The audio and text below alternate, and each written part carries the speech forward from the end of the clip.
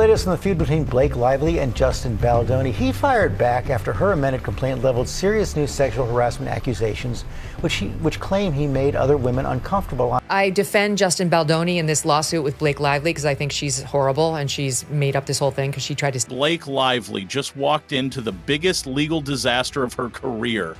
And there's no turning back. Justin Baldoni didn't just win a courtroom battle, he obliterated her case in record time.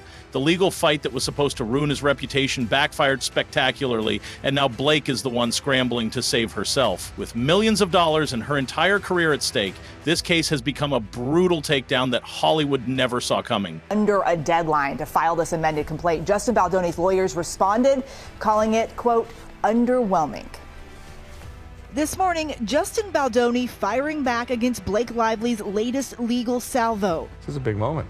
Sure is. Thank you so much for your service business. Baldoni's attorneys releasing a statement saying, our clients have taken this matter and these issues very seriously, notwithstanding the jokes made publicly by the plaintiff. Blake thought she could throw around her influence and power, but within just 90 minutes of legal proceedings, it was clear she had made a massive mistake. Justin and his legal team came prepared, and the courtroom turned into a battlefield where Blake's arguments crumbled like stale popcorn. This wasn't a slow legal grind, it was an immediate and humiliating defeat. Her legal team, supposedly some of the best in the industry, looked completely lost, unable to counter the devastating blows Justin's attorney delivered. But that's not even the worst part. And we're going to turn now to the latest overnight on the It Ends With Us lawsuits that don't seem to end. Blake Lively and Ryan Reynolds filed an amended version of their complaint. Eva Pilgrim has the details, including claims that other women on set raised concerns about Justin Baldoni. Good morning again, Michael, and you're right, it continues. Blake Lively this morning is saying she wasn't the only woman complaining about Justin Baldoni's behavior on the set of It Ends With Us. In a new amended complaint and the ongoing legal battle, Lively's legal team saying the experiences of Ms. Lively and others were documented at the time they occurred starting in May of 2023. Going on to write, Mr. Baldoni acknowledged the complaints in writing at the time. Every single legal motion Blake's team filed was instantly denied, proving just how weak her case really was. She expected the judge to be swayed by her Hollywood status, but the reality check was brutal. The courtroom didn't care about her celebrity connections, her marriage to Ryan Reynolds, or the media narrative she tried to control. In the eyes of the law, only one thing mattered: the truth. And that truth was tearing her carefully crafted image apart. Blake Lively did not even read the book that the movie was based on. Correct. And we're not talking War and Peace. And then she wanted to, ixnayed all of the wardrobe choices, because when you're making a movie about a poor woman who's suffering from domestic violence, you want her to look like she has money. Right. That Blake said. That's what she did. She looks like she has money. Yep. And she's dressing in florals, and then she's going on this press tour pushing her liquor line and her hair care line, because that's what women who are trying to escape with their lives are worried about. That's what generated her negative press and led to a series of clips of her being insensitive in one way, shape, or form with other interviewers in the past.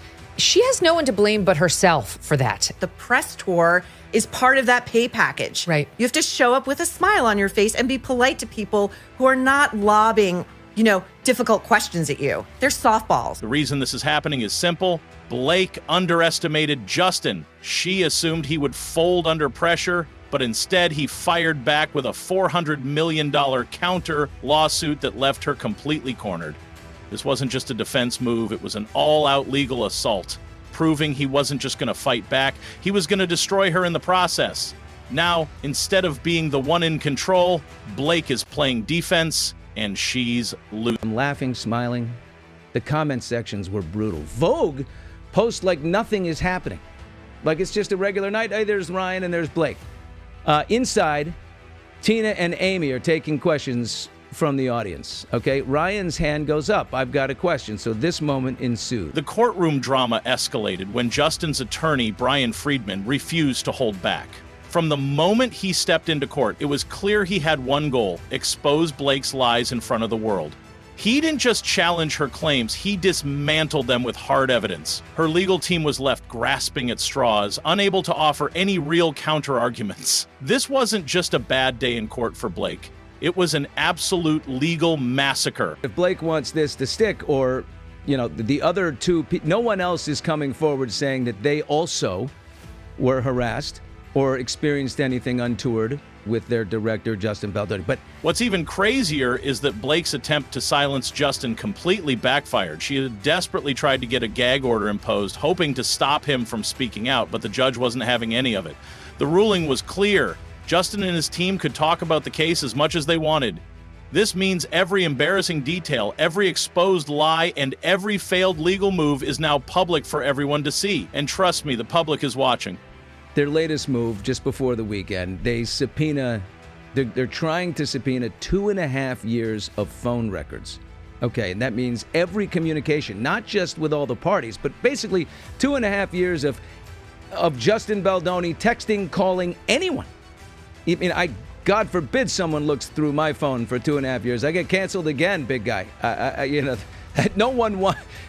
Pretty soon we're going to cancel people for thoughts that they're having. But they want if you represented Blake, could you do that? Would a judge ever, under any circumstances, allow 2.5 years of your every communication with every person alive to be made public? I think Blake's desperation reached new levels when she tried to avoid being questioned by Friedman during her deposition. She actually thought she could choose who would interrogate her, as if this was some scripted Hollywood interview. The judge shut that down immediately. She has no choice but to face Friedman head on, and when that happens, every single one of her inconsistencies will be laid bare. If she thought the courtroom humiliation was bad before, she has no idea what's coming next. The law requires that things be narrowly tailored so that they're related to at least the case you're dealing with, unless there's some good reason to not have it narrowly tailored. But listen to this. Blake's own words are coming back to haunt her. Text messages, emails, and even video footage have surfaced, proving her allegations don't line up with reality. The most damning evidence? Messages where she gushes about working with Justin, even joking around in ways that completely contradict her accusations. You can't claim someone made you uncomfortable while simultaneously sending them friendly, enthusiastic messages. The hypocrisy is staggering. Back in 2019, Justin options the book, and then in 2022 is when things really start rolling. Justin Baldoni connected with a representative from the nonprofit organization No More, which raises awareness and acts to end domestic and sexual violence. He wants to make this film, and he wants to partner with an organization that's going to actually help this cause. Yes, and who's going to receive 1% of the profits. Something very interesting. Do we think that it's a coincidence or a conspiracy that Blake Lively's list of demands all began with the phrase, "no more"? That's kind of interesting, don't you think? Interesting. I almost feel like it was a little bit of like a personal dig. Wow. My head is spinning. I'm reeling. You just cracked this wide open. It gets worse. The 179-page lawsuit Justin filed is packed with receipts that completely destroy Blake's case. The evidence is overwhelming, showing that not only did she willingly engage with Justin, but she even made similar jokes to the ones she's now pretending to be offended by. This is the kind of evidence that doesn't just damage a lawsuit, it annihilates it. And Blake, she is running out of excuses. Unaware of anybody, frankly, whose wife has been sexually harassed and has made jokes about that type of situation. I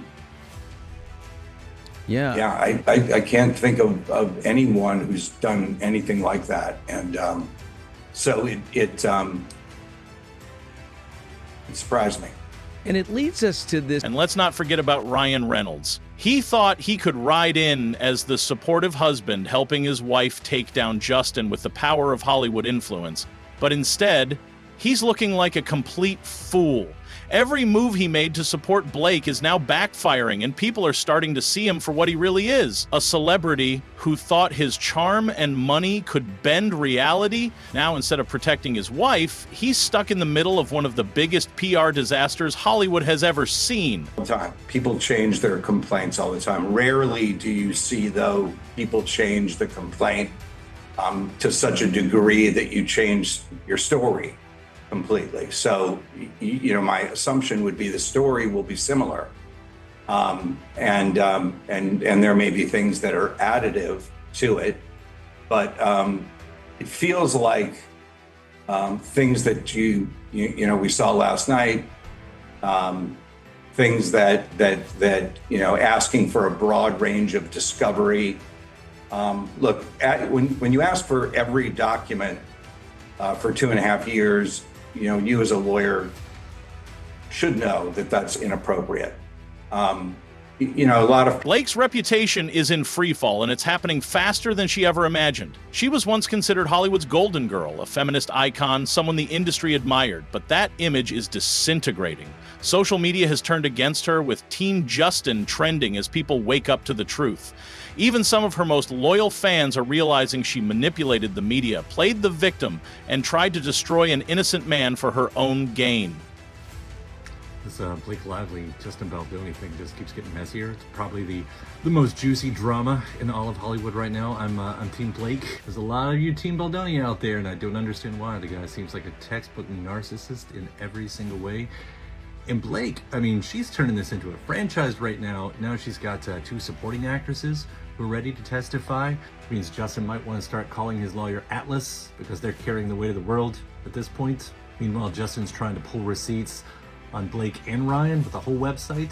Sir, this is a lawsuit, not a celebrity gossip blog, although the SEO on that must be wild. And of course, Ryan making a joke about it on SNL 50 and Justin's team getting mad at it. That's really peak. You should have known who. The reason this is happening, Blake thought she could control the narrative. She thought her Hollywood connections, media influence, and carefully crafted public image would shield her from scrutiny. But when facts started rolling in, none of that mattered. People saw through the lies, the contradictions, and the desperate attempts to manipulate public perception. And now she's facing a reality where she's not just losing the case, she's losing everything. Now, Baldoni's lawsuit is 179 pages. So in case you don't have time to read through it all, I want to read you a direct quote from the complaint that essentially summarizes everything that Baldoni is alleging. He says, "Lively wields immense power as one of the world's best-known celebrities. She set out to destroy plaintiffs' livelihoods and businesses if they did not bend to her incessant demands, and when they refused to give way, she did exactly that, accusing them of foul and reprehensible sexual misconduct." Now, I reached out to Baldoni's attorney, who tells me that they have copious amounts of text messages and emails and other evidence that they say proves that Baldoni did nothing wrong. I reached out to a representative for Blake and Ryan. They have not responded yet. Hollywood doesn't forget scandals like this. If Blake loses a $400 million lawsuit, which at this point seems inevitable, no studio will want to work with her again. Studios might love drama, but they don't love lawsuits that cost them millions. Who would risk hiring someone with this level of baggage? The answer is no one. Her credibility is gone, and soon her career will be too. I defend Justin Baldoni in this lawsuit with Blake Lively because I think she's horrible and she's made up this whole thing because she tried to steal his movie. But he is the most overly feminized man I've had to endure in recent history. Everything he says is self-flagellating over the fact that he's a man. But he's, to me, is sort of the embodiment of what happens when you totally emasculate a man. And then she continued, she took that stiletto and stuck it in his heart when he was down there self-flagellating, being so sorry for anything having to do with his testosterone. And so that's what happens to you, right? You run into somebody who seems like a witch who will take advantage of you and hurt you until finally even that kind of a guy rises up. Now, he didn't do it himself exactly. He hired a badass named Brian Friedman. And he has badass women like me defending him. Mm-hmm. But slowly but surely, I think the male class is learning down on the floor, squirming and apologizing for being a man is not the way. But here's the kicker. Blake might actually end up paying Justin. That's right. The woman who started this entire mess could be the one writing the biggest check of her life when it's all over. And considering her net worth, that kind of financial blow could wipe her out entirely. This isn't just about losing a case. This is about losing everything she's worked for because she overplayed her hand and got caught. Okay, I know that everybody is talking about Blake Lively and Justin Baldoni and obviously all of the "it ends with us" drama, but I just learned something that absolutely blew my mind.